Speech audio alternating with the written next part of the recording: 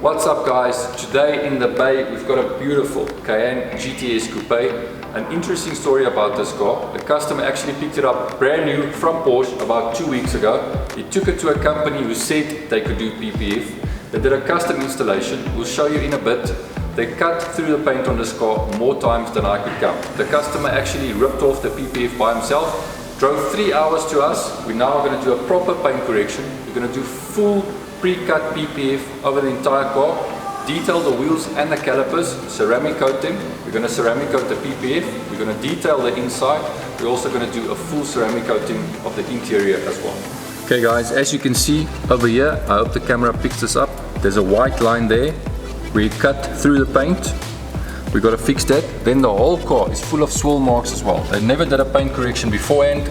We got to do a paint correction. Otherwise, when you apply PPF on this car, you're always going to see the swirls and the scratches underneath. That's why always before you apply PPF, do a proper paint correction. Our first stage is in the wash bay. We're now going to do a full paint decontamination. Afterwards, we're going to assess how the paint looks and see what we got to do.